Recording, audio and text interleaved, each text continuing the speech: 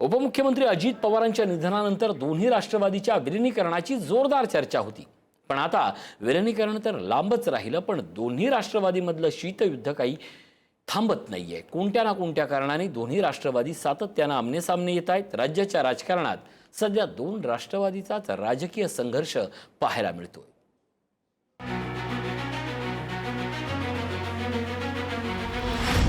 राज्याचे ज्येष्ठ नेते शरद पवार यांनी काँग्रेससोबत फारकत घेऊन 1999 साली राष्ट्रवादी काँग्रेसची स्थापना केली। नव्या पक्षाच्या स्थापनेनंतरही पवारांनी पुरोगामी तत्वांची नाळ कायम ठेवत शाहू फुले आंबेडकर विचारधारा कायम ठेवत पक्ष मजबूत केला। 2 दशकांनी अजित पवारांच्या बंडानंतर राष्ट्रवादीमध्ये फूट पडली। भाजपसोबत अजित पवार सत्तेत गेल्यानंतरही यशवंतरावांच्या विचारावर दृढ राहत अजित पवारांची वाटचाल सुरू राहिली।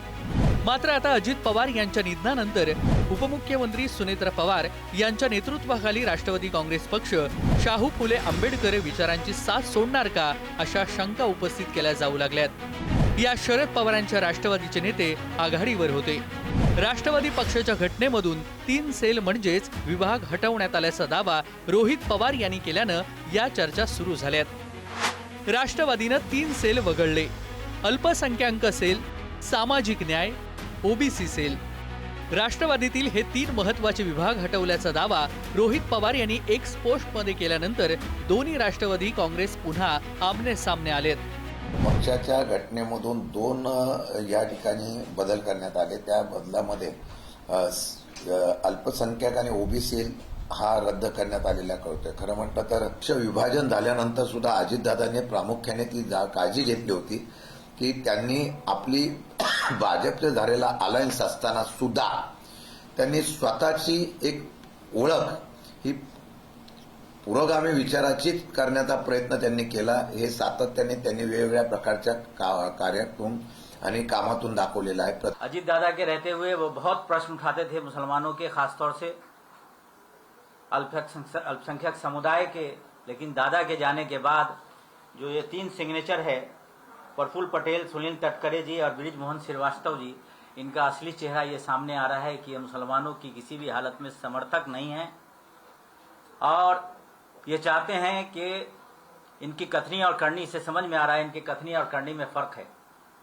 ये मुसलमानों के अगर समर्थक होते, अल्पसंख्यक समुदाय के समर्थक होते, सामाजिक न्याय डिपार्टमेंट के समर्थक होते, तो आज ये बात नहीं होती। पॉइंट 1 त्याच्यामध्ये एससी, एसटी, ओबीसी, मायनॉरिटी, किसान, लोकल बॉडी जितक्या काही सेल आहेत ते ह्या 28 मध्ये ऍड केलेले आहेत आणि त्या निवडणूक आयोगाकडे देण्यात आलेले आहे। जाणीवपूर्वक राष्ट्रवादी काँग्रेस पक्ष कसा अडचणीत येईल, राष्ट्रवादी काँग्रेस पक्षाची कशी बदनामी होईल, राष्ट्रवादी काँग्रेस पक्षाची प्रतिमा कशी मलिन होईल, यासाठी सातत्यानं प्रयत्न रोहित दादांच्या टीमकडनं केला जातोय।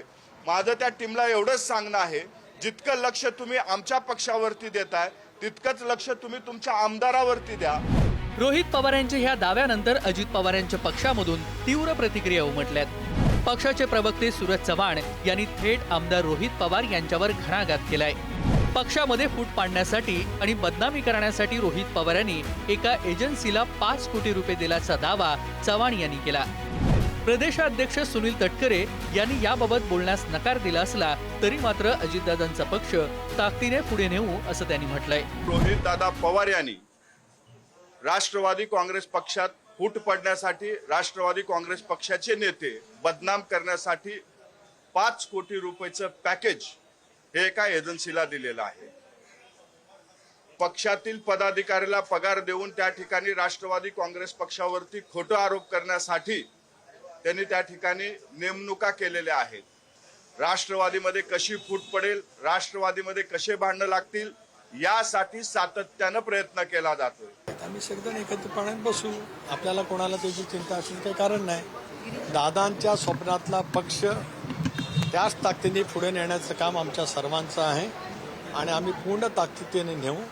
दादांनी ज्या कठोर परिश्रमातून जी निर्णय क्षमता एनडीए बरोबर जाण्याच्या संदर्भामध्ये प्रखरतेने दाखवली होती, ज्या आत्मविश्वासाने दाखवली आणि त्याच्यामुळे दादांच्या स्वप्नातला पक्ष पुढे ताकदीने नेणं सुनेत्रा मेनेंच्या नेतृत्वाखाली हे आम्हा सर्वांचं काम आहे।